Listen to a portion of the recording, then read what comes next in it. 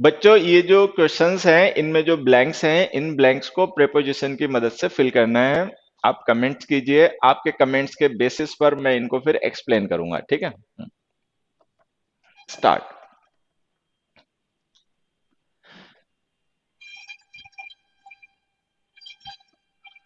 Very good, बहुत अच्छे।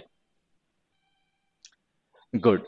All those who are live at the moment have to comment the answers to this questions. जितने भी बच्चे इस समय लाइव हैं उन सबको ही इन क्वेश्चंस के आंसर्स को कमेंट करना है। Every viewer has to comment the answers to this questions. जो भी आपको सही लगे गलत लगे अपना कमेंट कीजिए, आई विल एक्सप्लेन, मैं एक्सप्लेन कर दूंगा।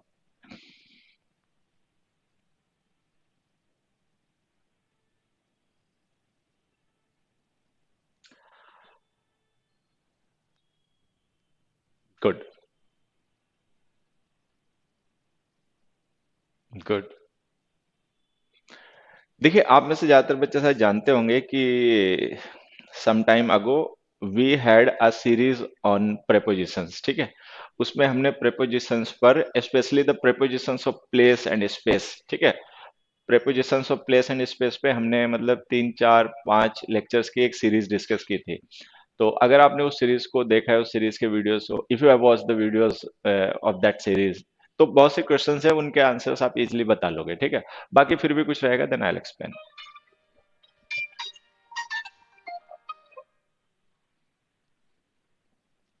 गुड।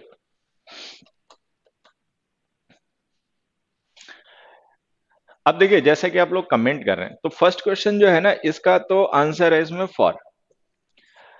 इसका तो सारे बच्चे लगभग आंसर सही बता रहे हैं, तो अगर किसी का कुछ गलत आंसर होता है देन आई एक्सप्लेन कि ऐसा क्यों नहीं, मतलब लेकिन अगर आंसर सही बता रहे हैं तो हम क्यों मतलब टाइम खराब करें। बेसिकली होता है क्या है कि अगर मतलब किसी क्वेश्चन का आंसर जो है वो बच्चा नहीं, बच्चा कुछ और आंसर मतलब कमेंट कर रहा है या उसको कुछ और लग रहा है,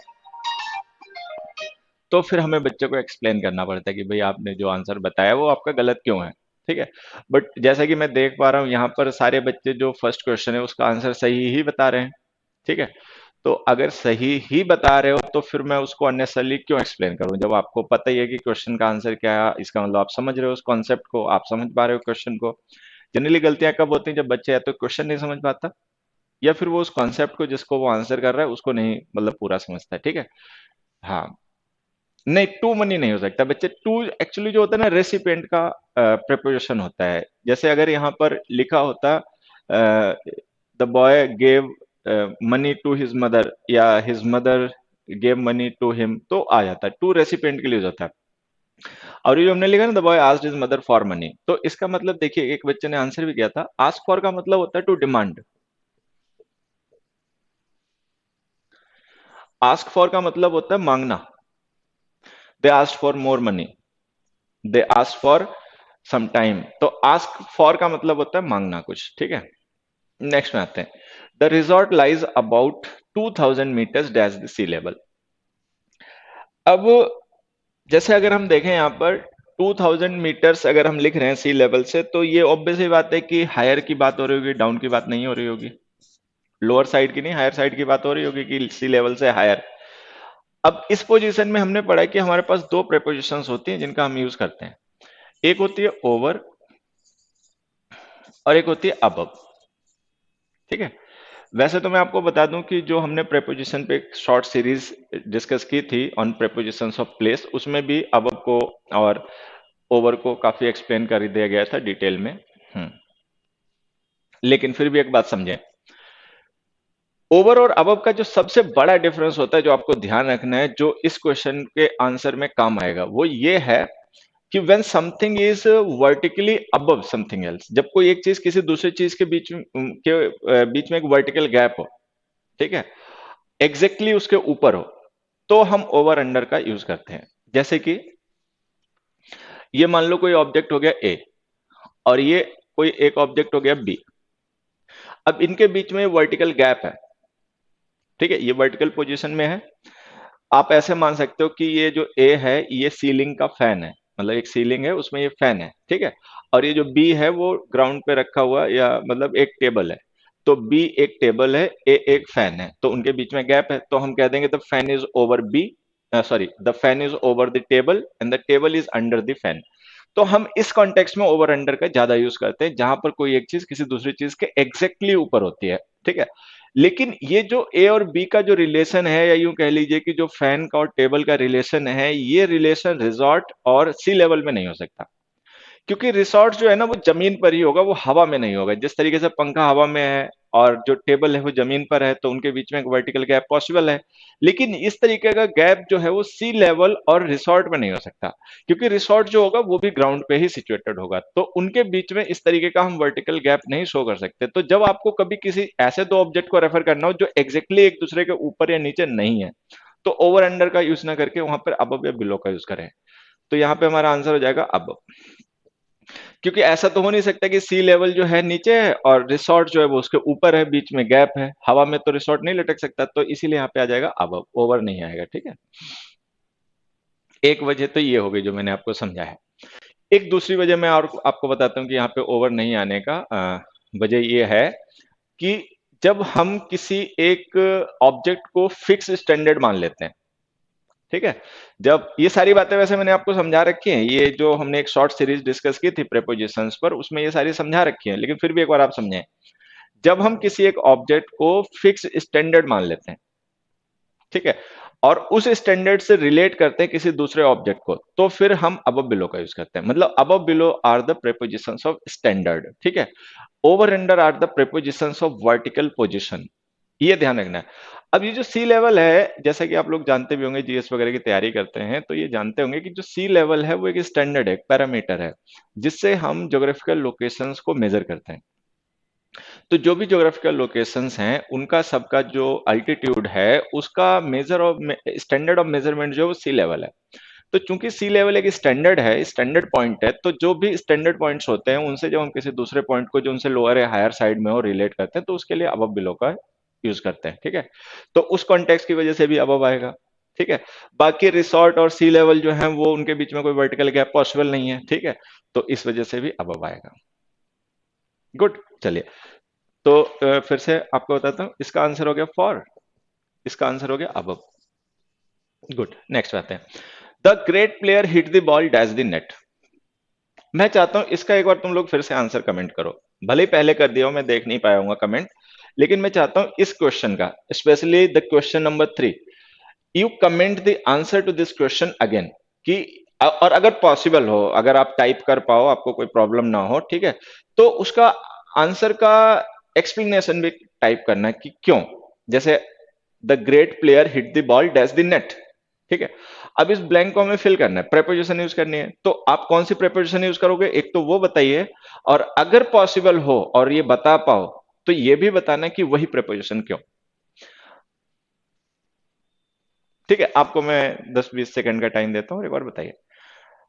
सर आपका न्यू बैच ग्रामर का कब आएगा? ग्रामर स्पेशल बैच के लिए थोड़ा सा इंतजार कर लीजिए बच्चे। कंपटीशन के लिए पढ़ रहे हो तो एनकॉम ऑनलाइन ज्वाइन कर लो। अगर कंपटीशन के लिए एसएससी, बैंक, सीडीएस, इन एग्जाम्स की तैयारी कर रहे हो तो फिर हमारा एनकॉम ऑनलाइन बैच ज्वाइन कर लो।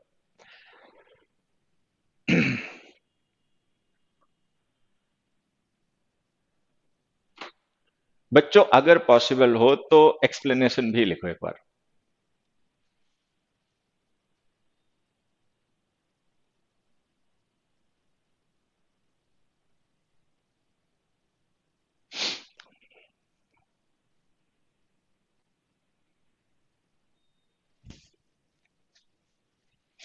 ये नेट से नहीं, नेट है बच्चे।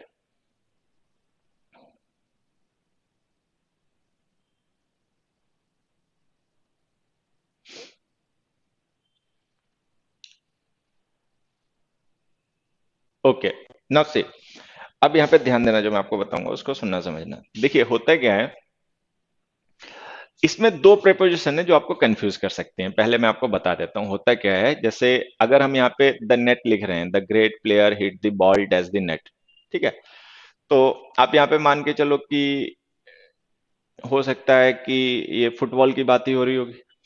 भाई कौन से ऐसे गेम होते हैं जिनमें बॉल को नेट में खेलना पड़ता है, ठीक है। तो एक तो आपका टेनिस हो गया, हालांकि टेनिस में नेट को नहीं किया जाता, मतलब नेट को टारगेट नहीं किया जाता है, ठीक है।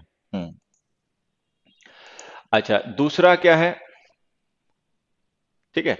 दूसरा क्या होता है, दूसरा होता है कि जैसे कि फुटबॉल होता है, फुटबॉल में होता है ना गोल पोस्ट, उसको भी नेट कहते हैं, ठीक है, और बॉल को उसमें किया जाता है। तो अब हमने पढ़ा था कि ऐसे कंडीशन में दो प्रेपोजिशन, या तो इन या इनटू, ठीक है। जैसे मैं एक एग्जांपल आपको याद दिलाता हूं, अगर हमारे आपने पुराने वीडियोस देखे हों, जो प्रेपोजिशन की शॉर्ट सीरीज की मैं बार बार बात कर रहा हूं, द मैन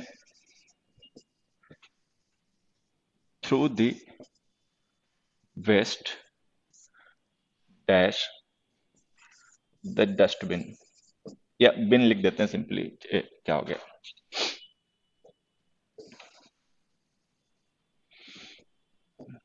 चलिए, एक एक क्वेश्चन मैंने ऐसे ही लिख दिया आपके लिए। The man threw the waste dash the dustbin, क्या लिखोगे इसमें, एक बार बताइए तो।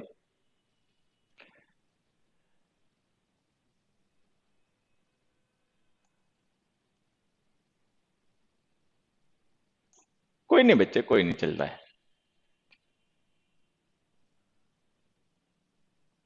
व्हाट्सएप पर पूछे क्वेश्चन का आंसर उत्तर नहीं देते हो। अभी बताता हूँ बेटा, अभी बताता हूँ मैं सारी बातें। आपको ये क्वेश्चन बहुत अच्छा है, and I will answer it at the end of the session, ठीक है। The man threw the waste dash the dustbin.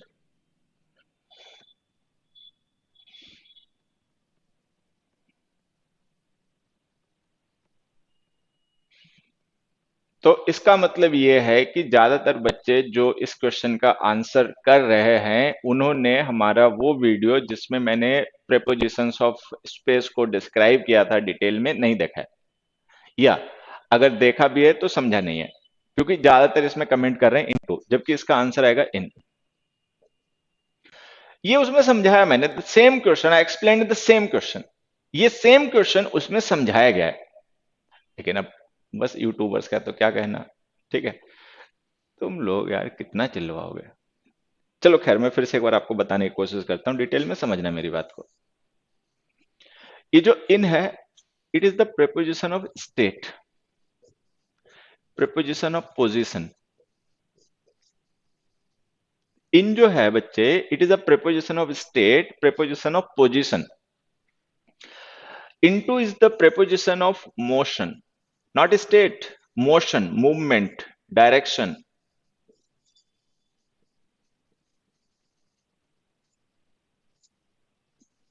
सबसे पहले ये बात ध्यान रखो, अगर भूल गए हो तो दोबारा से मैं समझा देता हूं। सबसे पहले इसको नहीं, इनसाइड नहीं बच्चे, हाँ इनसाइड नहीं, इनसाइड और इनमें कोई बड़ा डिफरेंस नहीं होता, मैं आपको बताऊं। हाँ, इनसाइड और इनमें कोई बहुत बड़ा डिफरेंस नहीं होता है, दोनों ही एक तरीके से स्टेट की और लोकेशन की, मतलब पोजीशन की प्रेपोजिशंस होती हैं, ठीक है। हाँ, ग्रेट। तो सबसे पहले आप ये समझिए कि जो इन है, that is the preposition of state and preposition of position. ये पोजीशन को डिस्क्राइब करती है, स्टेट को डिस्क्राइब करती है, ठीक है। Into is the preposition of motion and preposition of direction. Into जो है मोशन और डायरेक्शन की प्रेपोजिशन है। तो अगर हमें किसी ऑब्जेक्ट की पोजीशन को, उसकी स्टेट को रेफर करना है, तो हम प्रेपोजिशन यूज करेंगे in. The man is in the room, position हो गई उस मैन की कि कहां पर पोजीशन है, ठीक है। लेकिन अगर हमें मूवमेंट, मतलब मोशन का मतलब है मूवमेंट, मूवमेंट या डायरेक्शन को स्ट्रेस करना है, तो हम यूज करेंगे into. The man went into the room. तो जनरली होता क्या है कि जो वर्ब होती है, वर्ब से हमें आइडिया लग जाता है कि अगर वर्ब, मैंने देखा है, हाँ कुछ बच्चों ने जरूर देखा होगा, तो अगर कोई वर्ब हम यूज कर रहे हैं, तो वर्ब से हमें आइडिया लग जाता है, कि वर्ब से ही पता चल जाता है कि ये वर्ब किस चीज को एक्सप्रेस कर रही है, पोजीशन को, ठीक है, या फिर मोशन को। मैं एग्जांपल से समझाता हूं, ऐसा समझना, देखो। ही ले अनकॉन्शियस डैश द रूम, ही रैन, अब तो अनकॉन्शियस खैर नहीं लिख पाओगे, ही रैन डैश द रूम। अब जैसे हमसे कोई कहे भाई इन ब्लैंक्स को फिल कीजिए इन दोनों सेंटेंसेस में, और इन और इनटू आपके ऑप्शन है, मान लीजिए ये क्वेश्चन ये हो गया, ये क्वेश्चन भी हो गया। तो अब यहाँ पे आप समझना, ये जो वर्ब है, ठीक है। Ran is the verb which refers to some kind of motion, movement की वर्ब है। ठीक है। ले जो है ये पोजीशन की वर्ब है। ले जो है, ले का मतलब क्या है? टू रिक्लाइन, पड़ा हुआ होना। तो ले वर्ब जो है ना वो मोशन को नहीं रेफर कर रही है। ले verb is the reference of position, ये पोजीशन को डिस्क्राइब कर रही है। रन वर्ब जो है मोशन को डिस्क्राइब कर रही है। तो वर्ब से हमें आइडिया लग जाता है। वर्ब जैसे हमने ले कोई ऐसी वर्ब लिखी जो स्टेट को रेफर करती है या पोजीशन को रेफर करती है, देन यू यूज इन। कोई ऐसी वर्ब जो है मोशन को, मूवमेंट को रेफर करती है, देन यूज इनटू। तो इसमें इनटू आ गया। यही पढ़ा ना भाई, हमने यही पढ़ा। अब यहां पर होता है क्या है कि जैसे हमने वर्ब लिखी थ्रो, विथ थ्रो वर्ब की सेकंड फॉर्म थ्रू है। तो हमें लगेगा throw is the verb which is referring to some kind of motion. When we throw something then there is some kind of motion which takes place there, तो वहां पे एक motion होता है। ठीक है। तो अब इस केस में कायदे से तो इनटू आना चाहिए। बट होता क्या है कि मैंने आपको एक चीज और समझाई कि हम इनटू तो यूज कर देंगे, लेकिन इनटू स्ट्रेस करेगा डायरेक्शन को, मूवमेंट को। लेकिन एक्चुअल में ये हमें डिस्क्राइब करना पोजीशन ऑफ द वेस्ट को। जो कूड़ा या जो मतलब कचरा जो भी था, जो पहले बाहर पड़ा था, उसको उठा के अंदर रख दिया गया। ठीक है। तो हमें यहां पर मोशन या मूवमेंट को रेफर नहीं करना, हमें ये रेफर करना है कि जो वेस्ट पहले आउटसाइड था वो अब इनसाइड हो गया। तो आउटसाइड से कोई चीज इनसाइड हो गई तो हमें इस बात को रेफर करना है कि जो उसकी पोजीशन थी वो पहले बाहर थी, अब अंदर हो गई। तो पोजीशन को स्ट्रेस करने के लिए हम यूज करते हैं प्रिपोजिशन इन। ये मतलब छोटी सी कहानी है, ये सब आपको समझाया गया था। बच्चे ले होगा, एक एक बच्चा, क्या नाम है देखो, राजीव कुमार। राजीव कुमार ने लिखा इसमें लेज आएगा। बेटा लेज नहीं है, ले सही लिखा हुआ है, तुम समझे नहीं बात को। ये लाई ले लेन होता है। ठीक है, ऐसा समझो। ये जो हमने बेटा ले यूज किया ना, ये लाई वर्ब की सेकंड फॉर्म है, लाई ले लेन। ठीक है। तो ले का मतलब है पड़ा हुआ होना, और अगर जो तुम लेज बता रहे हो वो लिख दोगे तो सेंटेंस गलत हो जाएगा, क्योंकि वो डूइंग वर्ब होती है, बिना ऑब्जेक्ट के आएगी नहीं, ट्रांसटिव होती है। तो ये जो लिखा है वो सही है। ठीक है। हाँ।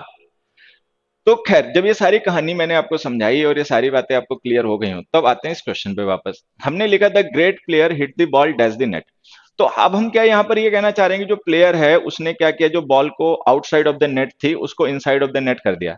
कि नेट के मतलब नेट से बाहर जो बॉल पड़ी थी उसको उसने नेट के अंदर कर दिया, मतलब उसकी स्टेट चेंज कर दी।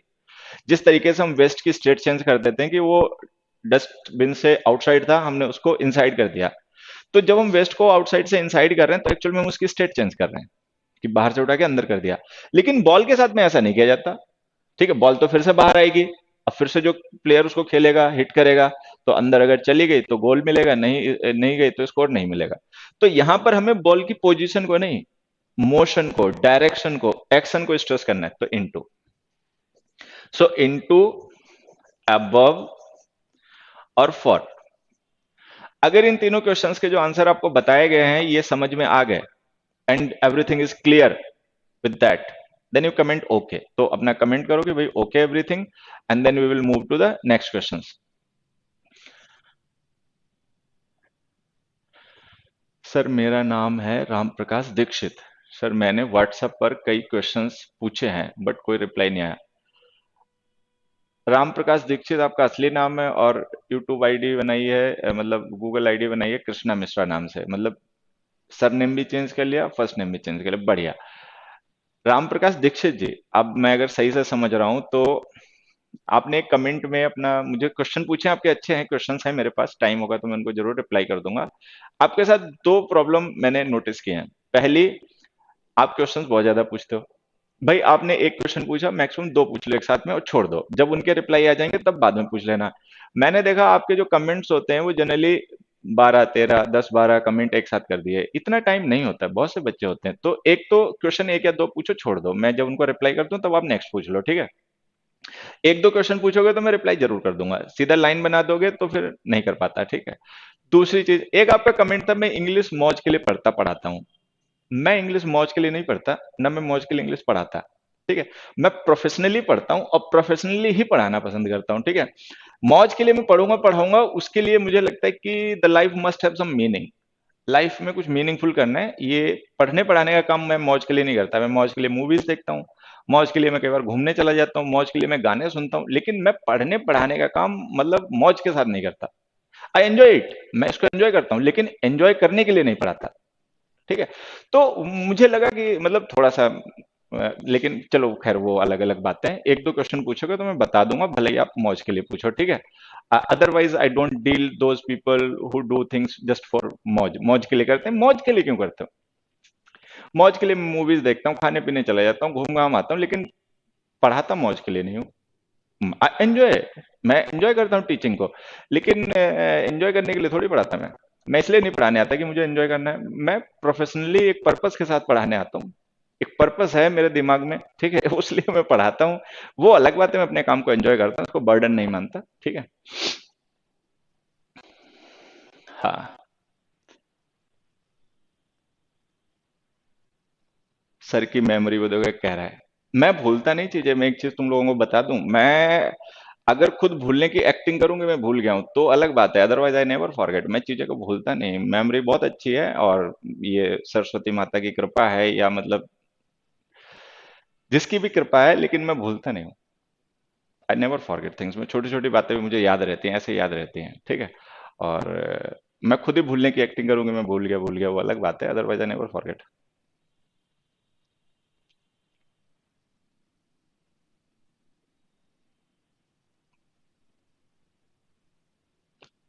कमेंट, अच्छा ये समझ में आगे, चलो तुम लोगों को हटो आगे। जो मैंने पूछा उसका आंसर किसी ने भी नहीं बताया, वो राम प्रकाश दीक्षित के क्वेश्चन में लग गए और तुम लोग भी भूल गए। चलिए next question. Please don't be impatient dash them, they are trying hard, they are always arguing dash silly things, the man trace the course of the river dash the map. ये क्वेश्चंस पढ़ो, इन questions में जो blanks है उन्हें fill करो prepositions की मदद से। कौन सी प्रेपोजिशन किस ब्लैंक में यूज करोगे, एक अपने आप ट्राई कीजिए, फिर उसके बाद मैं एक्सप्लेन कर दूंगा।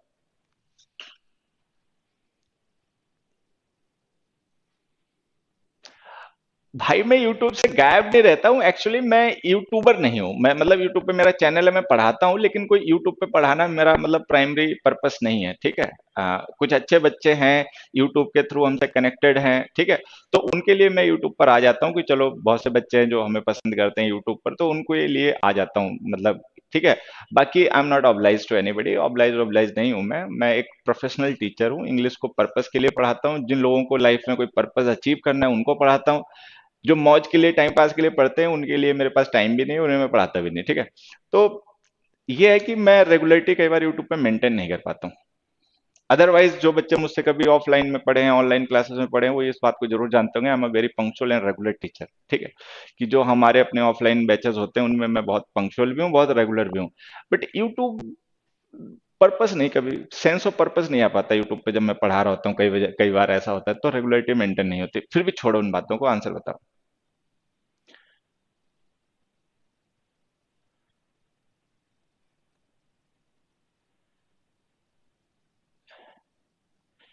अरे राम प्रकाश जी, कुछ नहीं एक्सक्यूज मतलब मांगने की कोई जरूरत नहीं है। आपने पूछा तो मैंने बता दिया, नहीं पूछते तो मैं बातें बोलता भी नहीं, ठीक है।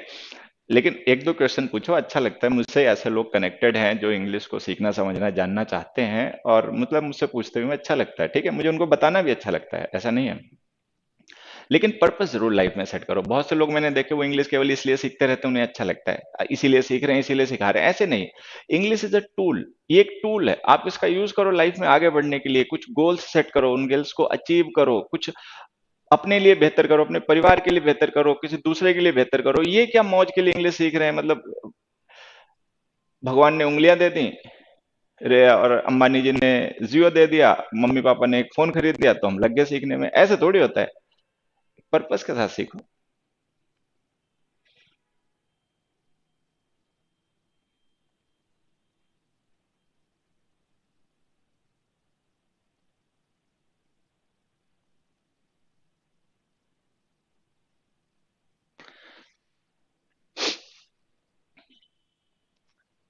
इसीलिए मुझे यूट्यूब वाले बच्चों पे कई बार गुस्सा आ जाता है। अब मैं कह रहा हूँ कि ये क्वेश्चंस हैं, इनके आंसर्स कमेंट करो भाई, इन ब्लैंक्स को फिल करने के लिए आप कौन सी प्रिपरेशन यूज करोगे।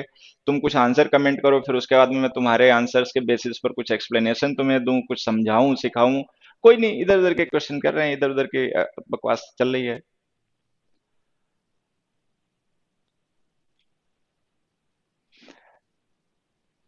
चलो भाई, टॉप गन जो है, टॉप गन ने सही आंसर, मतलब सही गलत तो बाद में देख लेंगे, लेकिन कम से कम कुछ बताया।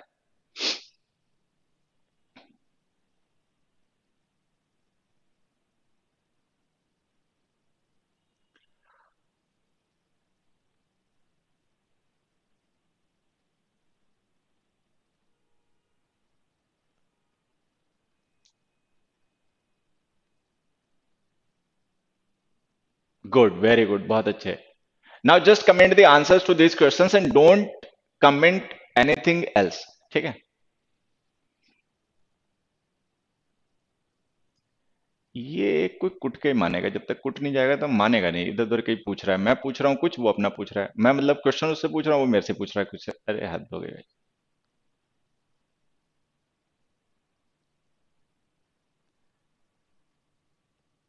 चलिए अब देखिए, समझिए।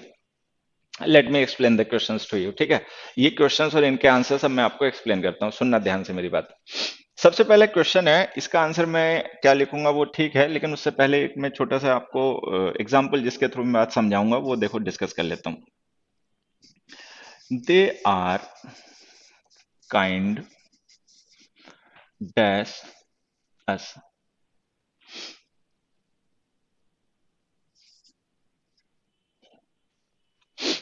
एक बार इसका आंसर बताओगे? Hariom, it's too cold here.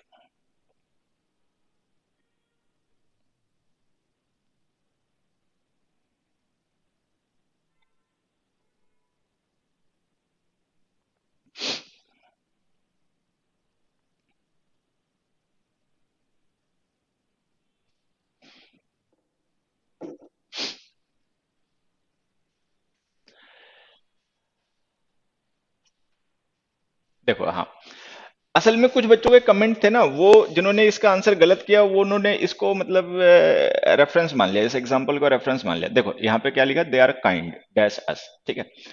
अब ये जो काइंड वर्ड है ना बच्चे, ये एडजेक्टिव है। काइंड का मतलब दयालु यहाँ पे, ठीक है। हाँ, ये नाउन नहीं है। जब ये नाउन होता है तो इसका मतलब टाइप होता है, अभी इसका मतलब एडजेक्टिव है, और ये देखो डिस्क्राइब कर रहा है। अच्छा, अब अगर हम किसी पर्सन के लिए एडजेक्टिव काइंड यूज कर रहे हैं, तो इसका मतलब the person must have the quality of kindness. उस पर्सन में जरूरी क्वालिटी ऑफ काइंडनेस होगी भाई। अगर किसी पर्सन में क्वालिटी ऑफ काइंडनेस है, तो हम उसके लिए एडजेक्टिव काइंड का यूज करते हैं, बिकॉज एडजेक्टिव जो काइंड है। सर प्लीज एक प्रैक्टिस बैच लाइए अराउंड 1K तक, जिससे मैं अफोर्ड कर सकूं। मैं आपका कंप्लीट कोर्स करना चाहता हूं, बट प्राइस ज्यादा होने की वजह से नहीं ले पा रहा हूं। यार तुम मुझे रुला दोगे, मतलब बस तुम ये चाहते हो कि मेरे आंसू निकल आए, ठीक है। ऐसे मत करो बेटा। चलो, मतलब मैं ये तो नहीं कहूंगा कि I have been moved by your comment, but मैं ध्यान दूंगा कि कुछ प्रैक्टिस बैच एक ऐसा बना दूं जो थोड़ा सा फीस कम हो बच्चों की, मतलब फीस कम रखूं जिसमें बच्चे प्रैक्टिस के लिए उसको ज्वाइन कर पाए, ठीक है। चलिए, तो अब देखिए होता क्या है कि अगर हम किसी पर्सन को डिस्क्राइब करने के लिए एडजेक्टिव काइंड यूज कर रहे हैं, तो हमें पता है कि एडजेक्टिव काइंड जो है ना, it is reference to a quality of kindness. If someone has the quality of kindness, then we call him kind, तो हम उसको काइंड कहते हैं। अच्छा, अब अगर इसमें क्वालिटी ऑफ काइंडनेस है, तो इस काइंडनेस की उसकी क्वालिटी का रेसिपिएंट कौन है, कौन उसको रिसीव कर रहा है क्वालिटी को, ठीक है। तो उसकी क्वालिटी को रिसीव कर रहे हैं अस, हम, मतलब क्वालिटी उसको हमें मिल रही है, तभी हम उसको काइंड कह रहे हैं। तो रेसिपिएंट के लिए प्रीपोजिशन हम यूज करते हैं टू। अब यहां पे अगर मान लो काइंड ना यूज करके मैं पोलाइट यूज कर लूं, ठीक है। पोलाइट ना यूज करके सिंपैथेटिक यूज कर लूं, रूड यूज कर लूं, गुड यूज कर लूं, ठीक है। मतलब कोई भी ऐसी क्वालिटी जो कि, मतलब कोई भी ऐसा एडजेक्टिव जो उसकी किसी क्वालिटी को रेफर करे, तो जो भी उस क्वालिटी का रेसिपिएंट है ना, उसके साथ में प्रीपोजिशन आ जाएगी टू, ठीक है। ये ध्यान रखना। लेकिन अब मैं यहीं पे एक दूसरा एग्जांपल लिखता हूं।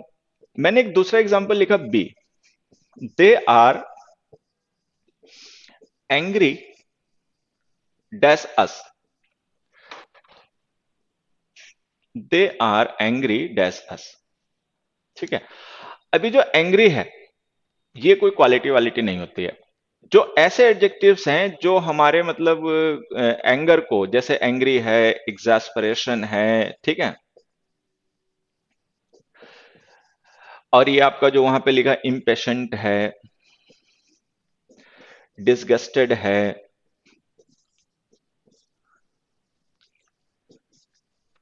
ठीक है। डिसगस्टेड है, एग्जास्परेटेड है, वेक्स्ड है, ठीक है, अनॉयड है।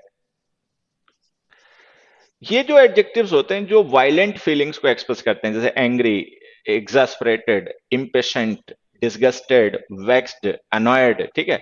तो ये जो एडजेक्टिव्स होते हैं जो वायलेंट फोर्सेस को या जो वायलेंट फीलिंग्स को एक्सप्रेस करते हैं, इनके साथ में आप टू ना यूज करें, क्योंकि जब हम काइंड होते हैं तब तो हम वो काइंडनेस किसी की तरफ सेंड भी कर रहे हैं, ठीक है, मतलब ट्रांसफर करते हैं। लेकिन ये जो फीलिंग्स हैं जो वायलेंट फोर्स को या वायलेंट फीलिंग्स को एक्सप्रेस करने वाली होती हैं, इनके साथ टू मत यूज क्या करो। जिन बच्चों ने टू कमेंट किया था उन्होंने यही सोच के टू कमेंट कर दिया होगा, ठीक है। इनके साथ में आप प्रिपोजिशन यूज क्या करो, या तो एट या विद। एट या विद कैसे प्रिपोजिशन यूज होती है मुझे लगता है आप लोग जानते भी होंगे, नहीं जानते होगे तो देखो मैं बता देता हूं। Angry with someone, angry with someone और एंग्री एट समथिंग, ठीक है, एट विद। तो ये जो हमारी वायलेंट फीलिंग्स को एक्सप्रेस करने वाले एडजेक्टिव्स होते हैं ये उस कैटेगरी के नहीं होते, उनको अलग रखा करो, ठीक है।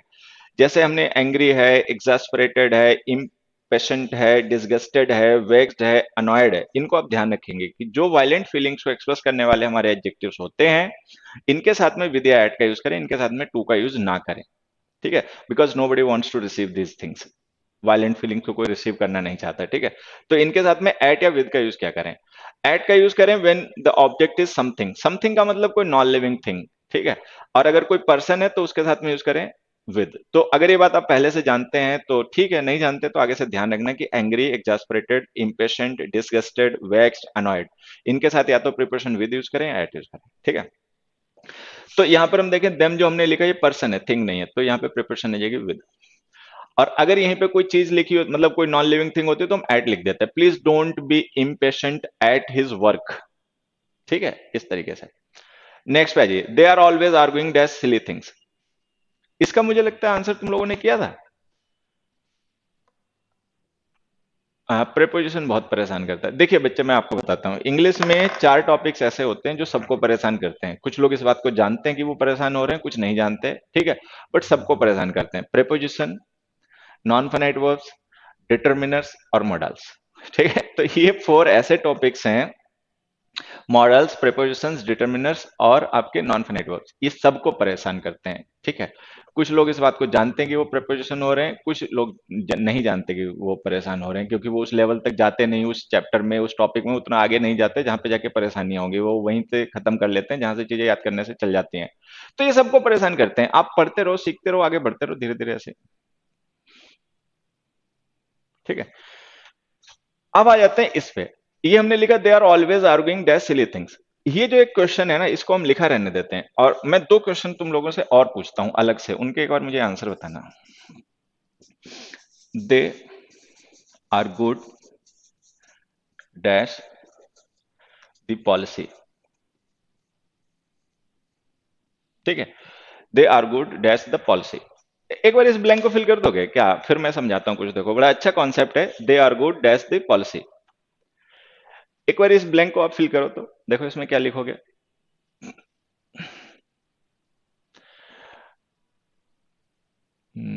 अच्छा, अभिनय सर ने मेरे बारे में सजेस्ट किया था, मैं बहुत बढ़िया पढ़ाता हूँ, थैंक यू भाई। और मेरी तरफ से अभिनय जी को भी हालांकि थैंक यू कह देना, ठीक है। They are good dash the policy,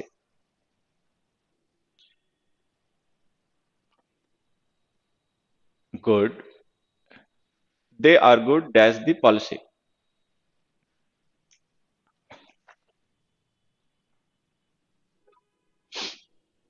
ये गुड नहीं है, थोड़ा सा आंख खोल लो, समझे, कान खोल लो।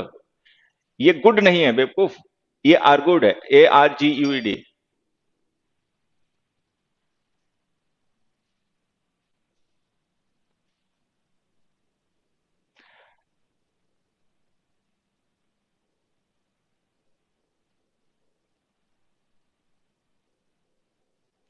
What should be the approach to learn prepositions, determiners, non-finite verbs and models? Question अच्छा है, ठीक है, आपने मेरे कमेंट से तुरंत क्वेश्चन बनाया, इसका मतलब क्विक माइंड हो, ठीक है, बट इसका आंसर उतना आसान नहीं है, या यूं कह लीजिए कि मैं उतना क्विक माइंड नहीं हूं कि इतने जल्दी आंसर कर पाऊं, मतलब कभी डिटेल में समझा दूंगा, एक वीडियो बना दूंगा डेडिकेटेड। बोलो, एक ने लिख दिया नो प्रेपोजिशन रिक्वायर्ड। हालांकि अगर प्रिपरेशन नहीं लिखोगे तब भी काम चल जाएगा बच्चे, लेकिन मैंने कहा प्रिपरेशन यूज करनी है तो करो, इसमें करो, ऐसा नहीं है। सफीर अहमद कब आप रिप्लाई करोगे? वास्तव में बहुत बच्चों के डाउट्स मेरे पास हैं पेंडिंग, कर दूंगा बच्चे, जरूर कर दूंगा।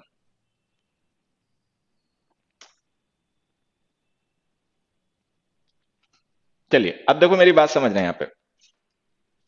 ये जो ब्लैंक है ना, इसमें हम या तो प्रेपोजिशन यूज करेंगे फॉर या यूज करेंगे अगेंस्ट। ठीक है। एक बच्चे ने वो बात जो कही थी ना, मैं उसकी भी देखो बात बच्चे की सही साबित कर देता हूं कि अगर हम इसमें कोई प्रेपोजिशन ना यूज करते और डायरेक्ट ऐसे लिख देते दे आर्गूड द पॉलिसी, तो भी सही हो जाता।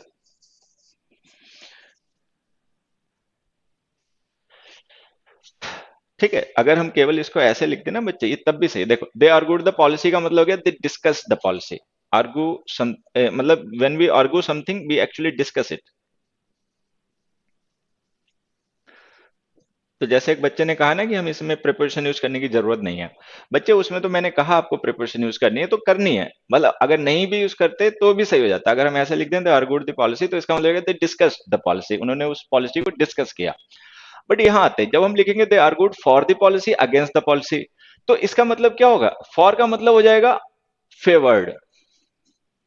फॉर का मतलब फेवर होता है ना, फॉर एंड अगेंस्ट। तो अगर हम लिख देंगे दे आर्गूड फॉर द पॉलिसी, तो इसका मतलब उन्होंने पॉलिसी को फेवर किया। अगेंस्ट लिख देंगे तो इसका मतलब हो जाएगा opposed, they oppose the policy.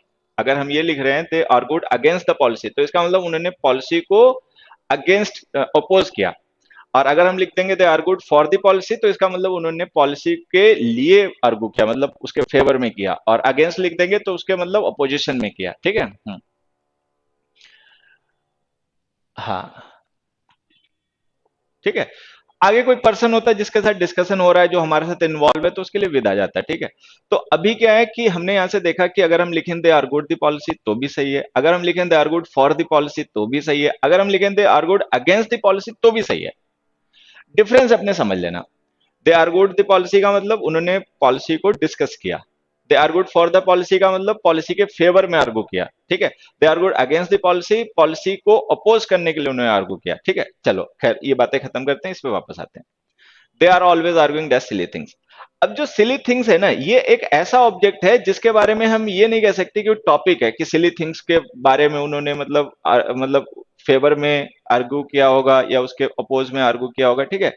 यहां पे आप लिखें ओवर।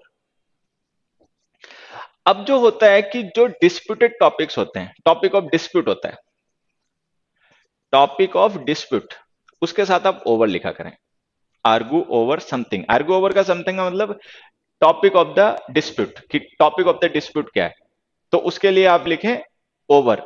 अगर किसी चीज को फेवर करने के लिए आर्गू कर रहे हैं तो लिखें फॉर, अगर किसी चीज को अपोज करने के लिए आर्गू कर रहे हैं तो लिखें अगेंस्ट, अगर किसी चीज को डिस्कस कर रहे हैं आर्गूमेंट के थ्रू तो सिंपली लिखें आर्गू, दे आर्गूड द टॉपिक। ठीक है। तो ये हो गया।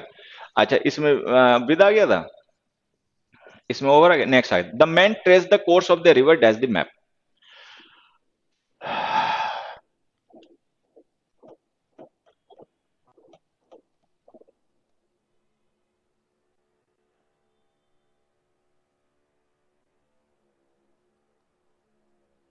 हाँ बच्चे बिल्कुल। ऑनलाइन बैच ज्वाइन करना है, कांटेक्ट नंबर क्या है बच्चे? देखो पहली बार बता देता हूँ इस वीडियो में, आज पता नहीं मेरा वो नीचे से नीचे एक लाइन सी चलती रहती थी वीडियो पे, उस पर सारी चीजें डिटेल लिख कर आते थे, पता नहीं कैसे बंद हो गई। खैर मैं उसको देखूंगा दोबारा। 9891991959 ये व्हाट्सएप नंबर है। जो भी क्वेरी इंक्वायरी करनी है भैया इस नंबर पे लिख दिया करो। और अगर कंपटीशन के लिए पढ़ रहे हो तो हमारे पास इस समय एक ही सॉल्यूशन है जो सबसे जबरदस्त है। वो ये है कि हमारा Android application SAC live download करो, उसका लिंक इस वीडियो के डिस्क्रिप्शन में दे रखा है, और उस पे एक कोर्स है एनकॉम ऑनलाइन, उसको ज्वाइन कर लो बस। ठीक है। बाकी फिर भी अगर कुछ पूछना बताना चाहते हो तो ये रहा नंबर। नेक्स्ट में the man trace the course of the river dash the map, हमने लिख दिया। ठीक है। अब इसका आंसर तुम लोगों ने दिया था, इन वगैरह लिख रहे हो। ठीक है। इसका आंसर है ऑन।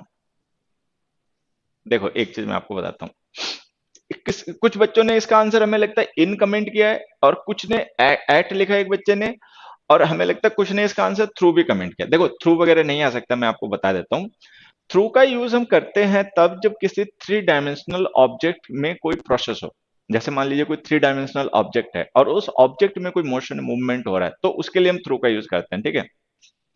यहाँ पे जो कोर्स ऑफ द रिवर है ना, वो मैप के, अगर हम course of the map river को मैप से रिलेट करेंगे तो मैप एक सरफेस है,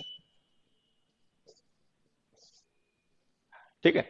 मैप एक सरफेस है, और अगर ये सरफेस है, मैप यही तो है, पोस्टर है या पेज है, कुछ भी है। और अगर आप किसी रिवर के कोर्स को आप इस पे ट्रेस कर रहे हैं, ठीक है, तो ये एक सरफेस है, और ये जो कोर्स है वो उस सरफेस के ऊपर है। क्योंकि ये सरफेस में है, इसीलिए इसके साथ में प्रिपरेशन आएगी ऑन, ठीक है। हाँ, सरफेस की प्रिपरेशन जो ऑन होती है। चलिए, तो फिर से मैं बता देता हूँ, इसमें आ गया ऑन, इसमें आ गया ओवर, और इसमें आ गया विद। चलिए, ये हो गया, नेक्स्ट पढ़िए।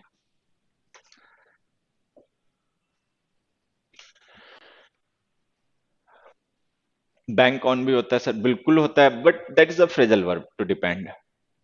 बहुत महंगी है आपकी बैच।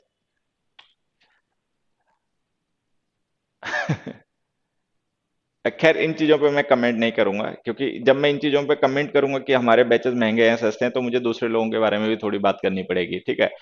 जो कि मेरा बिल्कुल भी इंटरेस्ट नहीं है कि दूसरे क्या कर रहे हैं, क्यों कर रहे हैं, मैं उसके पीछे नहीं पड़ना चाहता, ठीक है। तो समझदार सेंसिबल बच्चे हैं जो ज्वाइन कर सकते हैं, कर लेते हैं। बाकी अगर आपको ये लगता है कि हमारे कोर्सेज महंगे हैं, और ये मैं आपको समझाना चाहूँ कि ये महंगे क्यों हैं, या आपको महंगे लगते हैं तो क्यों लगते हैं, ठीक है, तो मुझे उसमें जो बाकी टीचर्स हैं और उनको भी थोड़ा सा मतलब मेंशन करना पड़ेगा, जो कि मुझे अच्छा नहीं लगेगा कि मैं क्यों किसी की बात करूं, ठीक है। सबके अपने अपने तरीके होते हैं जिंदगी में काम करने के। कुछ सीधे हाथ से कान पकड़ते हैं, कुछ घुमा के कान पकड़ते हैं, तो मैं दूसरे टाइप वाला नहीं हूँ, ठीक है। Mohan started speaking in English at the age of 6. It is very kind dash of you to help us. This man reminds me dash an old teacher of mine.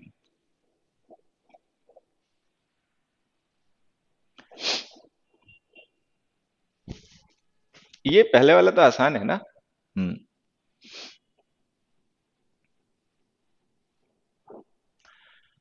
Good.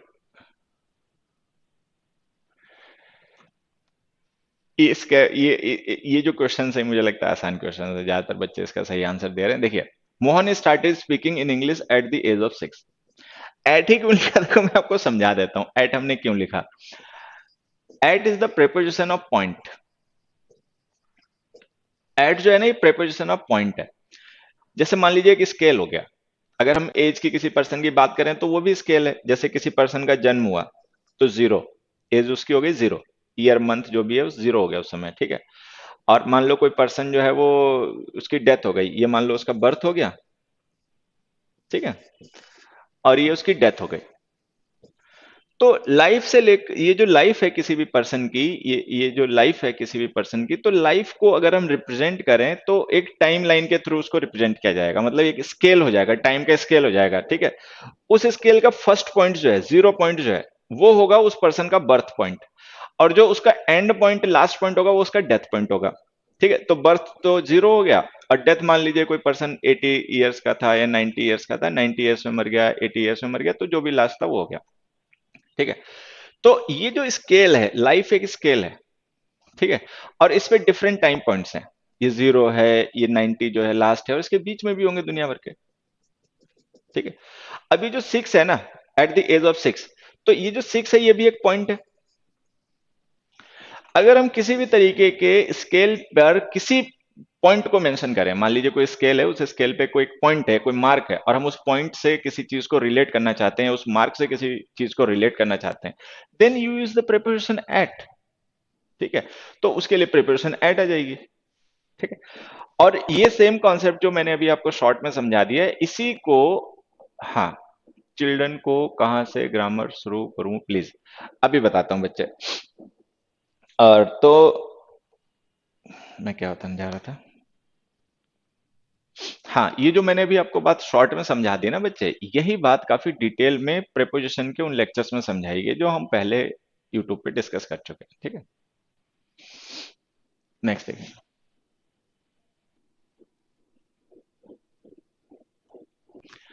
बेटा विवेक जायसवाल, मैं जरूर ध्यान देता हूँ, मैं इन बच्चों को जरूर ध्यान देता हूँ, और रियली मैं इसके लिए कुछ करूंगा कि जिससे जो बच्चे मतलब हमारे कोर्सेज को या हमारी फीस को अफोर्ड नहीं कर पाते हैं और हमसे पढ़ना चाहते हैं, मतलब अच्छी बात यह है कि मान लीजिए उनको ये लगता है कि जो हमारी फीस है पेड बैचेस की वो थोड़ी सी ज्यादा है और वो उसको अफोर्ड नहीं कर पाते हैं, लेकिन फिर भी हमसे पढ़ना चाहते हैं और उनका सपना है मतलब नौकरी पाना या लाइफ में सक्सेस होना, और वो उनको हम में भरोसा है। ठीक है, तो मैं कुछ ऐसा करूंगा, कोई ऐसा प्रैक्टिस बैच या कुछ ऐसा बना दूंगा जिसमें उनकी मतलब हम मदद कर पाए कम फीस में। ठीक है, हालांकि वो जो हमने फीस रखी वो भी कम है, लेकिन जब तुम लोग दूसरों से कंपेयर करते हो तब ज्यादा लगती है। ठीक है, अब दूसरों का तो हम कुछ कर नहीं सकते, दूसरे लोग बहुत छलिया और बहरूपिया टाइप के होते हैं, उनके मतलब बहुत तरीके होते हैं, अलग अलग फंडे होते हैं। ठीक है, वो आपसे भले ही कुछ ना कमाए, लेकिन आपका जो जो मतलब वो कनेक्शन है, जो आपका उनसे अफेक्शन है, वो उसको दूसरी जगह जाके कैश कर लेते हैं। ठीक है, हमारा उस तरीके से काम करने का तरीका नहीं है, हम सीधे तरीके पे चल रहे रास्ते पे चलने वाले लोग हैं। ठीक है, तो इसीलिए आपको ऐसा लगता होगा हमारी फीस ज्यादा, बट एक्चुअली ये ज्यादा नहीं है, लेकिन फिर भी अगर ज्यादा लगती है कुछ बच्चों के लिए, हो सकता है वास्तव में ये फीस ज्यादा हो, तो हम कुछ ऐसा मतलब बैच वगैरह बना देंगे प्रैक्टिस वगैरह के लिए, सीजीएल या सीपीओ के लिए। उसकी फीस कम होगी और आप उसको ज्वाइन कर लेना। ठीक है, उसमें भी तैयारी आपकी बहुत अच्छी करवा देंगे। नेक्स्ट आ जाओ। तो ये एट वाला हो गया क्लियर। नेक्स्ट पे it is very kind dash you to help us. जब हम किसी पर्सन को अप्रिशिएट करते हैं उसकी किसी क्वालिटी के लिए, तो उस पर्सन को उसकी क्वालिटी से रिलेट करने के लिए, जैसे ये काइंडनेस जो है, मतलब काइंड एडजेक्टिव है जो क्वालिटी ऑफ काइंडनेस को रेफर कर रहा है, और ये वो पर्सन है जिसकी ये क्वालिटी है। ठीक है, तो कोई भी चीज जो किसी से रिलेट करती है या बिलोंग करती है, उसकी प्रिपोजिशन ऑफ होती है। Of is the preposition of belonging, सबको ही पता होगा। हालांकि हम ये स्ट्रक्चर्स रट मारते हैं, हम ये रट मारते हैं, बट इनके पीछे भी कॉन्सेप्ट होता है, अगर आप उसको ध्यान रखेंगे तो कभी कंफ्यूजन नहीं होगा। तो ये जो हमने काइंड लिखा है ये क्वालिटी है। ठीक है, क्वालिटी ऑफ काइंडनेस है, और ये क्वालिटी ऑफ काइंडनेस किससे बिलोंग करती है, किससे रिलेटेड है, यू से। तो ये क्वालिटी इस पर्सन यू की है। इंग्लिश में जो बिलोंगिंग की प्रेपोजिशन है, जो पोजीशन की प्रेपोजिशन है, वो है ऑफ। तो ये answer, it is very kind of you. ठीक है। हम्म।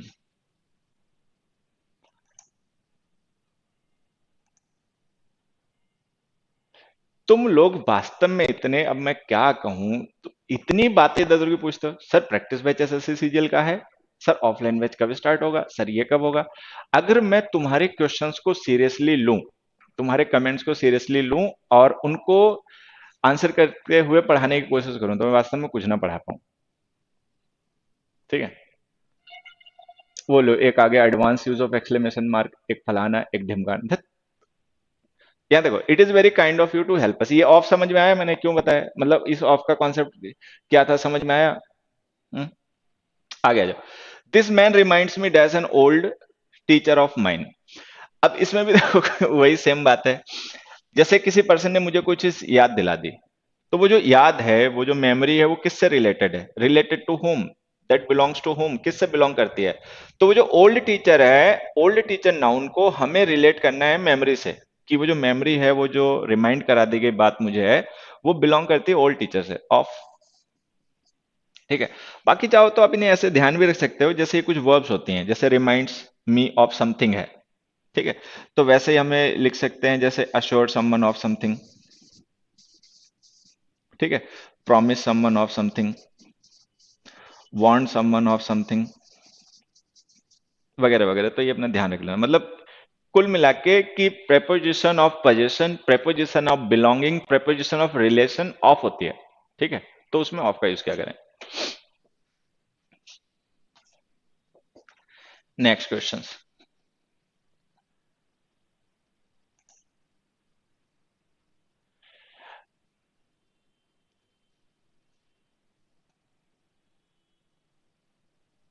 ये देखो एक लिख रहा 12,000 रुपए दिए ऑफलाइन में। बेटा 12,000 तो हमारी कभी फीस ही नहीं रही, 11 रह रही। फीस 11,000 थी और तू बढ़ा के लिख रहा है।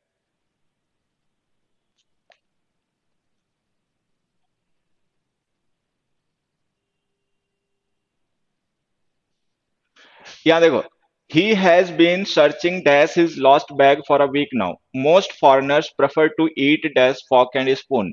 Passengers are not allowed to use phones dash airplanes. ठीक है, ये क्वेश्चंस हैं, इनके ब्लैंक्स फिल करो, कौन सी प्रिपरेशन किस में आएगी बताओ, फिर मैं एक्सप्लेन करता हूँ आंसर।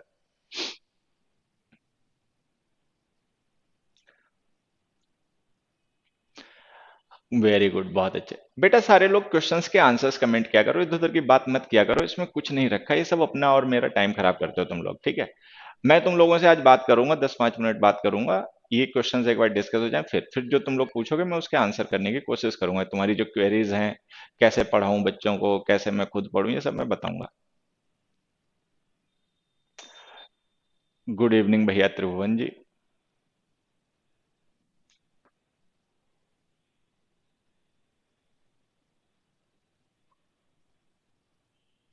हाँ, अबे आंसर्स कमेंट कर दो।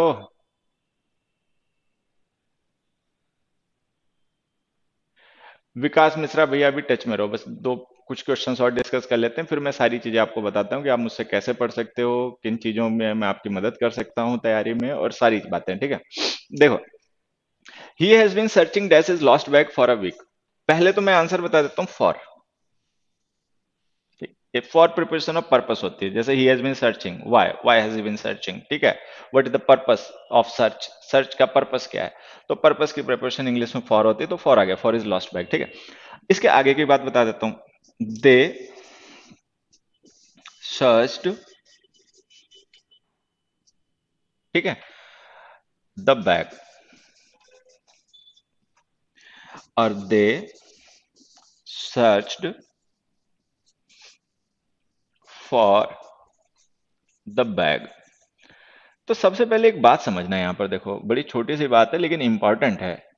जैसे हमने सेंटेंस ए लिखा, they searched that's the bag, और हमने सेंटेंस बी लिखा, they searched for the bag, both these sentences are correct, ठीक है। नमस्ते बच्चे, नमस्ते ओम प्रकाश।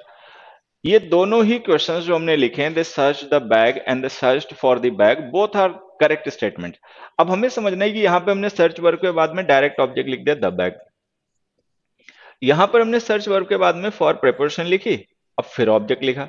तो हमें समझना है कि भाई ये दोनों सही क्यों हो गए, एक में प्रिपरेशन लिख रहे हैं एक में नहीं लिख रहे, तो एक तो गलत हो जाना चाहिए। और अगर ये दोनों ही सही हो गए तो फिर व्हाट्स द डिफरेंस, डिफरेंस क्या है, तो देखिए, ये जो सर्च वर्ब होती है ना बच्चे, सर्च का मतलब होता है इन्वेस्टिगेट, इन्वेस्टिगेट करना, तलाशी लेना, चेक करना, ठीक है, ये होता है। और सर्च फॉर का मतलब होता है ढूंढना, टू लुक फॉर, खोजना। तो जब हम सर्च के साथ फॉर यूज करते हैं तो उस वर्ब का मीनिंग कुछ और हो जाता है, और जब नहीं यूज करते हैं तो मीनिंग कुछ और होता है। दे सर्च द बैग का मतलब हो गया उन्होंने बैग की तलाशी ली, जैसे जब हम एयरपोर्ट से या मेट्रो से कहीं जाते हैं, मेट्रो में तो खैर नहीं होता है, वहां पे स्कैनर के थ्रू बैग को निकालते हैं, लेकिन एयरपोर्ट्स वगैरह पे होता है कई बार, ठीक है। तो अगर हम लिख रहे हैं द सर्च द बैग, तो इसका मतलब जो बैग है उसकी तलाशी ली गई, बैग के अंदर क्या है क्या नहीं है, सारी चीजें चेक की गई। लेकिन अगर हम सर्च फॉर द बैग लिख रहे हैं तो इसका मतलब बैग को उन्होंने ढूंढा, ये ध्यान रखना है दोनों का डिफरेंस। अब यहां पर आए तो यहां पर हमें सोचना है कि हमने प्रिपरेशन क्यों लिखी, फिर तो हटाओ प्रिपरेशन, ऐसे सही हो जाना चाहिए, तो ऐसा इसलिए सही नहीं हो सकता क्योंकि यहाँ पे लिखा हिज लॉस्ट बैग। तो लॉस्ट बैग से हमें कॉन्टेक्स्ट मिल गया कि यहाँ पर बैग को चेक करने की बात नहीं हो रही, बैग को खोजने की बात हो रही है, ठीक है। तो चूंकि वहां पर कॉन्टेक्स्ट क्लियर हो गया कि वहां पे कॉन्टेक्स्ट जो है वो सर्च का मतलब है ढूंढना, ठीक है, ना कि चेक करना, तो इसीलिए हमने फॉर लिख दिया, ठीक है। तो इसमें फॉर आ गया, नेक्स्ट में जाइए। फिर ये बहुत आसान क्वेश्चन है, इसको मैं केवल आंसर बता देता हूं, एक्सप्लेन करने वाली कोई खास बात इसमें है नहीं। Most foreigners prefer to eat dash fork and spoon. अब देखिए, जब हम खाते हैं तो ऑब्वियस बात है, हम खाना खाते हैं, फॉर्क एंड स्पून तो खा नहीं सकते, तो डायरेक्ट ऑब्जेक्ट तो ईट के बनेंगे नहीं, because these are not eatable things. अब जब हम खाते हैं then we need some instrument to perform that activity. जब भी हमें किसी इंस्ट्रूमेंट को रेफर करना हो जिसकी मदद से किसी मतलब एक्टिविटी को परफॉर्म किया जा रहा है, तो उसके लिए प्रिपरेशन आप यूज करें हमेशा with is the preparation of instruments. तो फॉक एंड स्पून जो है ना, वो इस एक्टिविटी को कैरी करने के इंस्ट्रूमेंट है, क्योंकि जब हम खाते हैं, बहुत से लोग अपने हाथ से खा लेते हैं बाय हैंड, ठीक है, बहुत से लोग होते हैं वो मतलब चम्मच वगैरह से खाना पसंद करते हैं, तो ये उसके लिए लिखा है। जैसे हम लिखते हैं तो we write with a pen, तो पेन इज एन इंस्ट्रूमेंट, ठीक है। और suppose someone shoots somebody else, किसी ने किसी को शूट कर दिया, तो शूट करने के उसने क्या इंस्ट्रूमेंट यूज किया, गन, तो हम लिख देंगे he shot them with a gun, ठीक है। तो with is the preposition of instrument. Next में आइए, passengers are not allowed to use phones on airplanes. ये आर्टिकल का कॉन्सेप्ट है। मैं मतलब आर्टिकल में पढ़ाता हूँ, वैसे है तो प्रीपोजिशन का यूज, लेकिन चूंकि मैं जब चैप्टर्स अपने पढ़ाता हूँ तो उसमें आर्टिकल को प्रीपोजिशन से पहले पढ़ाता हूँ, इसलिए मैं इसको आर्टिकल्स में क्लियर कर देता हूँ। देखिए, जो मीन्स ऑफ ट्रांसपोर्टेशन होते हैं, हम्म, हाँ बच्चे, जो जो मीन्स ऑफ ट्रांसपोर्टेशन होते हैं उनके साथ में हम प्रीपोजिशन यूज करते हैं इन या ऑन। इन प्रीपोजिशन का यूज हम करते हैं उनके साथ में जिनमें हम कन्फाइन हो जाते हैं, घिर जाते हैं, और हमारे मूवमेंट्स रिस्ट्रिक्ट हो जाते हैं। ठीक है। अच्छा, जिनमें हमारे मूवमेंट्स रिस्ट्रिक्ट नहीं होते हैं, वी कैन फ्रीली वॉक, ठीक है, गो, तो उनके साथ हम यूज करते हैं ऑन। जैसे कि देखिए, टैक्सी है, टैक्सी में हम बैठ गए तो अब हम उसमें खड़े होकर घूम नहीं सकते, फिर नहीं सकते, तो इन आ गया, क्योंकि हम उसमें कन्फाइंड हो गए। ठीक है। या जैसे एम्बुलेंस है, एम्बुलेंस है, हेलीकॉप्टर है, ठीक है, कार है, कैब है, ऑटो है, इनके साथ आप यूज करें in a car, in a cab, in an auto, in an ambulance, in a helicopter वगैरह। लेकिन जिन मीन्स ऑफ ट्रांसपोर्टेशन पे हम फ्रीली वॉक कर सकते हैं या जिनमें हम कन्फाइंड नहीं होते हैं, उनके साथ आप लिखें on an aeroplane, on a ship, on a बस, ठीक है, ऑन अ ट्रेन। ठीक है। अच्छा, कुछ ऐसे भी मीन्स ऑफ व्हीकल होते हैं जिन पे हम फ्रीली वॉक नहीं कर सकते, मूव नहीं कर सकते, लेकिन हम उनमें कन्फाइंड भी नहीं होते, जैसे बाइक है, हॉर्स है, बाइसिकल है, तो उसमें भी आप यूज करें ऑन। ठीक है। तो एयरप्लेन्स के साथ में लिखें ऑन। एयर देखो, एरोप्लेन्स हैं, बस है, ट्रक है, शिप है, इनके साथ ऑन यूज करें। कार है, कैब है, टैक्सी है, हेलीकॉप्टर है, एम्बुलेंस है, इनके साथ इन यूज करें। और इन सारे कॉन्सेप्ट्स को डिटेल में आपका आर्टिकल चैप्टर में पढ़ाया जाता है। ठीक है। Next, the referee should have warned the player dash dangerous play, the thieves had already escaped dash window, how many such people do they have dash their team? 13th, 14th, 15th, बच्चे इन questions को भी एक बार comment करें।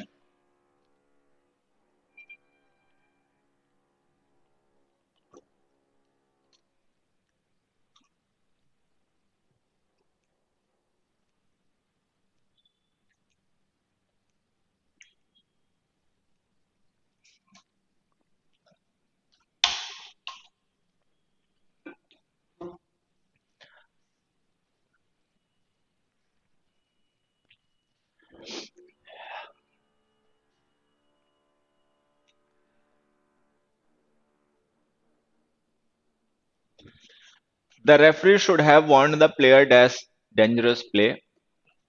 The thieves had already escaped dash window.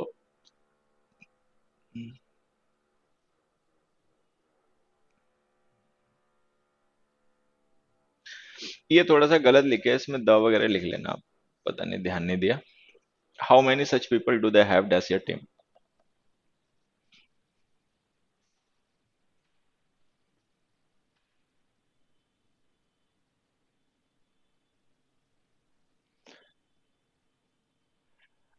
Sir जी, हम ठगे गए हैं ऑनलाइन बैच में, नाम नहीं बताना चाहता हूँ, वो बहुत पॉपुलर हैं, बट सिखाया कुछ नहीं, बस रटा दिया, इसलिए आपके पास आया हूँ, सो आई वांट अफोर्डेबल प्रैक्टिस। ठीक है बच्चे, ऑनलाइन में यही होता है, ऑनलाइन में मतलब ठगने का काम ज्यादा होता है, ऑफलाइन में बच्चा थोड़ा सा इतना ज्यादा नहीं ठगा जा पाता, ऑनलाइन में तो बहुत ठगते हैं, मतलब ठीक है, कोई नहीं, होता रहता है, ये एक्सपीरियंसेस होते हैं, लेकिन आगे के लिए कम से कम आँख खोलना आप।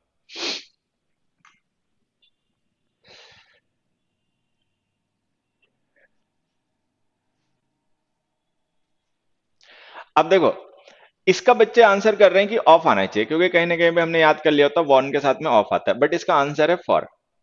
ठीक है। अब आंसर फॉर है, और फॉर क्यों है ये मैं आपको बताता हूं, इसको समझना। देखो, they want him of the risk, of the risk involve, ऐसे कुछ लिख लो। ठीक है। They want him for coming late. अब ये जो दोनों आप समझ जाओगे ना, तो वो आंसर अपने आप समझ जाओगे कि इसमें ऑफ क्यों नहीं आया, फॉर क्यों आया, ये समझ जाओगे जब ये बातें समझोगे दोनों। देखो, जैसे हम वॉन के साथ में प्रेपोजिशन ऑफ का यूज करते हैं। ठीक है, हाँ ये समझना। जैसे हमने लिखा they warned him of the risk, तो ऑफ द रिस्क का मतलब होता है about. They warned him about the risk, मान लीजिए कोई पर्सन कोई काम करने जा रहा है, उस काम में कोई रिस्क है, तो उसके किसी पर्सन ने, मतलब रिलेटिव ने या फ्रेंड ने उसको बता दिया कि भाई ये जो आप काम करने जा रहे हो उसमें रिस्क है। तो मतलब जो उसकी वार्निंग थी that was related to the risk. तो अभी हमने यही पढ़ा था ना कि जब when we have to refer to something related, possessed और बिलोंग, तो हम ऑफ यूज करते हैं। तो अगर हम ये लिख रहे हैं the warned him of the risk का मतलब, तो इसका मतलब रिस्क से रिलेटेड वार्निंग उसको पहले ही दे दी गई थी। अब यहाँ थे the warned him for coming late, अब कोई पर्सन लेट आया तो इस वजह से उसको वार्निंग दी गई कि भाई आप लेट आए तो वार्न किया गया, अगली बार लेट आएगा तो पनिशमेंट भी मिल सकता है। तो ये जो फॉर कमिंग लेट है ना, ये कॉज है। कॉज और पर्पस की प्रिपरेशन फॉर होती है। तो अगर उन्होंने उसको वार्न किया, उसका कोई कॉज है, कॉज आपको बताना है कि किस वजह से वार्निंग दी गई, क्यों उसको वार्निंग दी गई, वाई, तो आप फॉर लिखिए। वार्निंग किससे रिलेटेड थी, रिलेशन शो करना है, तो आप लिखिए ऑफ। तो ये दोनों सही है बच्चे, ऑफ भी सही है, फॉर भी सही है, but there is contextual differences, contextual differences है वो आप समझ लो। अब यहाँ the referee should have warn the player, अब हम कह रहे हैं कि रेफरी को प्लेयर को वार्न करना चाहिए था। ठीक है, तो इसका मतलब प्लेयर ने कुछ ऐसा किया होगा जिसकी वजह से हम चाहते थे कि उसका कंसिक्वेंस आता है कि उसको वार्निंग तो कम से कम देनी चाहिए थी। ठीक है, तो यहाँ पे जो हम ये लिख रहे हैं ना, ये कॉज ऑफ वार्निंग है, ये कॉज है। ठीक है, तो हमने फॉर लिख दिया, फॉर डेंजरस प्ले, भाई डेंजरस तरीके से कोई प्ले कर रहा है जिसमें खुद को या दूसरे को चोट मार सकता है, तो कॉज के लिए प्रिपरेशन फॉर का यूज करें, तो इसमें लिखे the referee should have warn the player for dangerous play. Dangerous play के लिए कॉज हो गया, उसको वार्निंग मिलनी चाहिए थी, बट एक्चुअली नहीं मिली होगी, that's why we are saying this. तो यहाँ पे आ गया फॉर। अब इसमें आइए, ये द लिख लेना, आप अपने पास से लिख लेना। इसमें लिखा the thieves had already escaped dash window. तो जो हमारी वो प्रेपोजिशंस के कॉन्सेप्ट मैंने पहले डिस्कस किए एक लेक्चर में, उसमें ये समझा रखा है, फिर से बता देता हूँ। जब हम किसी एक चीज के पार होके निकल जाते हैं, उसको एज अ मीन्स यूज करते हैं, तो उसके लिए प्रिपरेशन लिखा करो through. Through is the preparation of means. ठीक है, अब जैसे कोई पर्सन है, रूम के अंदर है और रूम के बाहर उसको जाना है, तो उसको एक मीन्स चाहिए ट्रांसफर होने के लिए, अपनी पोजीशन को ट्रांसफर करने के लिए। ठीक है, तो वो मीन्स विंडो हो गया, दीवार से तो कोई पर्सन उधर निकल नहीं जाएगा। ठीक है, तो विंडो जो है वो मीन्स है, मीन्स की प्रिपरेशन है थ्रू। बाकी जो ओपनिंग्स होते हैं, उन ओपनिंग्स के लिए आप थ्रू का यूज किया करो। यहाँ पे थ्रू का एक तरीके से मीनिंग फ्रॉम हो जाता है। नेक्स्ट है ये, how many such people do they have dash your team. ये जो 15th क्वेश्चन है, मैं चाहूंगा एक बार तुम लोग इसका आंसर कमेंट करो, फिर मैं इसको समझाता हूँ इसका आंसर क्या है। How many such people do they have dash their team. Comment the answer to the question 15। Vocab कहां से प्रिपेयर करें बच्चे, एक काम करो, वोकैब की चिंता ना करो, I take care of this problem of yours. ठीक है, ये तो तुम्हारी जो वोकैब को लेकर जो प्रॉब्लम है ना, I take care of it. ठीक है, मैं इसका कुछ करता हूँ।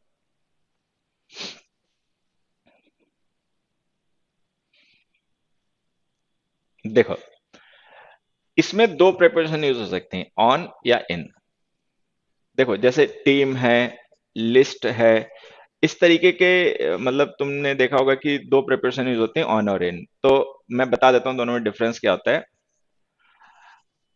अमेरिकन यूसेस में ऑन, ब्रिटिश यूसेस में इन।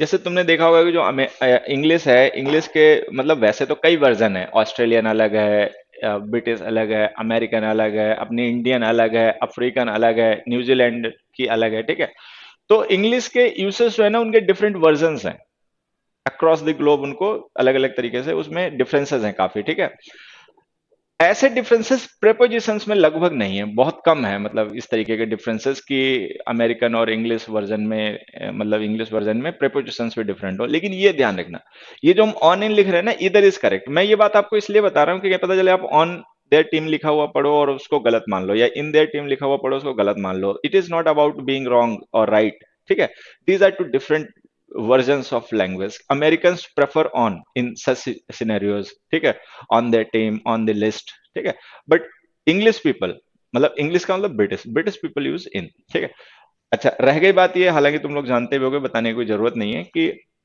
हम लोग इंडिया में ऑफिशियली तो ब्रिटिश इंग्लिश ही फॉलो करते हैं, ठीक है। हम ब्रिटिश इंग्लिश को ही ऑफिशियली फॉलो करते हैं, बट मार्केट में दबदबा ज्यादा जो है वो अमेरिकन इंग्लिश का है, ठीक है। तो आप ऑन और इन में से आप कुछ भी लिख दोगे इसमें सही हो जाएगा। चलिए, आज के लिए बस इतना ही। आज के लिए बस इतना ही, ठीक है। और we will discuss more questions, more practice questions in coming classes. और आज के लिए बस इतने ही। अब वो बच्चे जिनको जो अपना पूछ रहे थे प्रिपरेशन वगैरह के लिए, देखिए मैं एक चीज आप लोगों से आज कमिट करता हूँ, ठीक है, और कोशिश करूंगा उसको फुलफिल भी कर पाऊँ। एक प्रैक्टिस बैच सीजीएल या सीपीओ के लिए, ठीक है। जो बच्चे इंग्लिश पढ़ चुके हैं कहीं से, चाहे सही या गलत जैसी भी, उन्होंने मतलब एक बार सिलेबस तो पढ़ ही लिया है, ठीक है, और ज्यादा फीस वगैरह अफोर्ड नहीं कर सकते हैं, उनके लिए मैं एक कर देता हूँ कि एक सस्ता, मतलब सस्ता आपकी लैंग्वेज में, ठीक है। बाकी मेरे हिसाब से तो सस्ता महंगा कुछ नहीं होता, बस या तो रीजनेबल होता है या फिर नहीं होता है, मतलब ठीक है। एक सस्ता प्रैक्टिस बैच अनाउंस कर दूंगा, जो बच्चे सीजीएल सीपीओ वगैरह को लेकर तैयारी कर रहे हैं उनके वो काम आ जाएगा, ठीक है। और थोड़ा सा डिटेल में प्रैक्टिस करवा देंगे, जिससे कि अगर उन्होंने कहीं से अच्छी जगह से इंग्लिश नहीं पढ़ पाई है, गलत जगह से पढ़ ली है, तो भी उनको फायदा हो जाए, ठीक है। ये जो मैं कमिट करता हूँ ऐसा मैं कर दूंगा आप लोगों के लिए। उसके बाद में जो बच्चे ऑनलाइन हमारे प्रोग्राम्स कोर्सेज के बारे में जानना चाह रहे थे, मैं देखो बता देता हूँ। अगर आप SSC, CGL, CPO, stenographer, CHSL, CDS, NDA वगैरह की तैयारी कर रहे हैं, तो हमारा एक एप्लीकेशन है असेक लाइव, एंड्रॉयड एप्लीकेशन है, गूगल प्ले स्टोर से डाउनलोड करें। और इस पे एक बैच है एनकॉम ऑनलाइन, एनकॉम ऑनलाइन, उसे ज्वाइन करें। हालांकि मैं इस तरीके की बातें करता नहीं हूं, लेकिन फिर भी अगर मतलब आपको बताना चाहूं तो इस समय मुझे लगता है कि जो भी कंपटीशन के बच्चे तैयारी कर रहे हैं, ठीक है, उनके पास इंग्लिश की प्रिपरेशन के लिए इससे बेटर कोई दूसरा ऑप्शन होगा नहीं, मतलब किसी प्लेटफॉर्म पे भी नहीं होगा, ठीक है। एनकॉम ऑनलाइन एक बड़ा जबरदस्त बैच है। इसमें है क्या, देखिए मैं आपको बताता हूँ, इंग्लिश के जो फंडामेंटल्स हैं, जो बच्चे को पहले से आने चाहिए कंपटीशन की तैयारी करने से पहले, वो हमने दे रखे हैं। 27 वीडियोस हैं, आप उनको देखें, बेसिक्स क्लियर हो जाएंगे। उसके बाद में जो कॉन्सेप्ट्स होते हैं जिन पे बेस्ट पेपर में क्वेश्चंस आते हैं, हर एक चैप्टर के, टेंस के, प्रोनाउन के, नॉन फाइनाइट वर्ब्स के, कंडीशंस के, मॉडल्स के, वो सारे उसके अलग से लेक्चर्स हैं, ठीक है। और हफ्ते में 2 बार, ट्वाइस अ वीक, उस पे live doubt and practice classes होती हैं। उन live doubt and practice classes में आप अपने डाउट्स पूछ सकते हो, प्रिपेयर करते समय जो आपको आते हैं वो पूछ सकते हो। और साथ ही साथ में मैं आपको कुछ अच्छे प्रैक्टिस क्वेश्चन सिखाता हूँ, जो एग्जाम के पॉइंट ऑफ व्यू से आपके लिए इंपॉर्टेंट होंगे। एग्जाम पे जिस तरीके के क्वेश्चंस आते हैं और जो कंफ्यूजिंग होते हैं, वो मैं आपको उसमें प्रैक्टिस भी करवाता हूँ। तो एनकॉम ऑनलाइन जो है वो एक कंप्लीट सोल्यूशन है आपकी इंग्लिश के प्रिपरेशन के लिए, किसी भी कॉम्पिटेटिव एग्जाम के लिए अगर आप तैयारी कर रहे हो, ठीक है। तो बस यही है। ASIC लाइव एप्लीकेशन का नाम है, ASIC लाइव एप्लीकेशन डाउनलोड करें, एनकॉम ऑनलाइन उस पर बैच है, उसको ज्वाइन कर लें। फीस हालांकि वहां पे मेंशन भी है, लेकिन मैं फिर भी आपको बता देता हूँ, इस बैच की फीस है 5000, ठीक है। मैं फिर से बताता हूँ उसमें क्या क्या है। सबसे पहले है videos on fundamentals, language fundamentals. फिर है जो कॉन्सेप्ट्स हैं, जिन पे बेस्ट पेपर में क्वेश्चंस आते हैं, चैप्टर वाइज वो कॉन्सेप्ट्स हैं। अब फिर उसके बाद में live doubt and practice sessions हैं, live doubt and practice sessions हैं जिनमें आपके डाउट्स और एग्जाम से रिलेटेड प्रैक्टिस कराई जाती है। मतलब इससे बेस्ट कुछ नहीं है, हमें भी पता है, जितना मैं थोड़ा बहुत जानता हूँ, चाहे कोई भी ऑनलाइन प्लेटफॉर्म हो, चाहे कुछ भी हो, ठीक है, किसी के पास भी, मतलब बार बार एक ही बात कह रहा हूँ, चलो हो गया। एनकॉम ऑनलाइन 50-50 नहीं, 100% हो जाएगा। अब एक दो बच्चों की इधर उधर की बातें कर लेता हूँ, देखो। एक अपने लर्नर हैं, इनका नाम है गोविंद राजभर। गोविंद राजभर जी क्या कह रहे हैं, सभी वीडियोस परचेज किया हूं, कैसे टीच करूं। देखो, टीच करने के लिए अगर आप मतलब इंटरेस्टेड हो टीचिंग में, तो उसके लिए हमारा प्रोग्राम जल्दी लॉन्च होगा टीचर्स का। उसमें हम आपके ओरिएंटेशन वगैरह क्लासेस भी रखेंगे, कैसे सब पढ़ाना है, कैसे डील करना है, कैसे सिचुएशन कैसे प्रिपेयर करना है, कैसे लेक्चर प्लान करना है, ये सब उसमें सिखाया जाएगा, ठीक है, वो अलग प्रोग्राम है। तो उसका तो मतलब आपके लिए बस यही मैसेज है, जस्ट वेट, थोड़ा सा वेट कर लें, ठीक है। हाँ, हरेंद्र जाजरा जी, क्या क्वेश्चन है आपका, सम वर्ड्स अबाउट एसेक फर्स्ट। ये सब मैं फरवरी में स्टार्ट कर दूंगा, 26 जनवरी जाने दो, सब स्टार्ट कर दूंगा। 3 बार मैसेज कर चुका हूँ कंजंक्शन और प्रीपोजिशन के क्लैरिटी टैकल करने के हिंट क्या है। मेरे पास एक क्वेश्चन है जो प्रीपोजिशन और कंजंक्शन बताना टफ है। पूछो बच्चे क्वेश्चन। ईश्वर झा, अगर आपके पास ऐसा कोई क्वेश्चन है जिसमें आपको कंफ्यूजन हो रहा है, तुरंत पूछो, अभी पूछो, आज मेरे से अभी पूछ लो, मैं उसको आंसर करके तभी जाऊंगा, ठीक है। How to teach basic concept by your videos. ये सारी बातें मैं जो टीचर्स के लिए सेशंस रखूंगा उसमें डिस्कस करूंगा, ठीक है। मेरे लिए ज्यादा फीस है। हाँ। तो बेटा मैं आपको बता रहा हूँ ना, एक प्रैक्टिस बैच में बना दूंगा, उसके लिए थोड़ा सा वेट कर लो। फ्री में नहीं पढ़ाएंगे इस ऐप पर। बच्चे देखिए, जो हम फ्री वगैरह की क्लासेस लेते हैं ना, यूट्यूब पर ही लेते हैं और किसी दूसरी जगह नहीं। जो भी हमारी फ्री क्लासेस वगैरह होती हैं वो यूट्यूब पर ही होती हैं, बाकी कहीं नहीं होते हैं।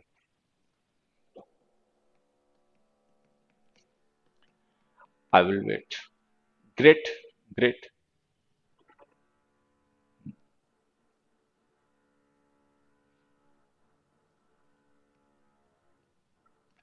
अच्छा, अगर क्लास के नोटिफिकेशन और थोड़ा पहले मिल जाए, मैं कोशिश करूंगा बच्चे, मैं इसकी जरूर कोशिश करूंगा कि आप लोगों को क्लास के नोटिफिकेशन जल्दी मिल जाए, ठीक है। हाँ। व्हाट्सएप नंबर दे देता हूँ बच्चे, ये देखो, देखो यहाँ पर ये वाला जो व्हाट्सएप नंबर है ना, ये वाला, इस नंबर का व्हाट्सएप मेरे पास है। मतलब मेरे फोन पे इस नंबर का व्हाट्सएप एक्टिव है, तो अगर आप इस नंबर पे कोई भी क्वेश्चन या क्वेरी भेजेंगे तो वो मेरे पास ही आएगी डायरेक्ट, ठीक है। ये दुरानी सर के पास रहता है, ये वाला दुरानी सर के पास है और ये मेरे पास है, ठीक है। तो आप इस नंबर पे 9891991159 पर अपनी क्वेरी या क्वेश्चन जो भी है वो अपना शेयर करें मेरे साथ, ठीक है। So dear learners, I think it is time to say bye. अब बाय करते हैं, बहुत टाइम हो गया, इट इज अबाउट 1.25 आवर्स, ठीक है। तो we will have a next live session very soon. uh, keep enjoying learning English. Thank you everybody, bye, good night, and one more thing, happy Republic Day.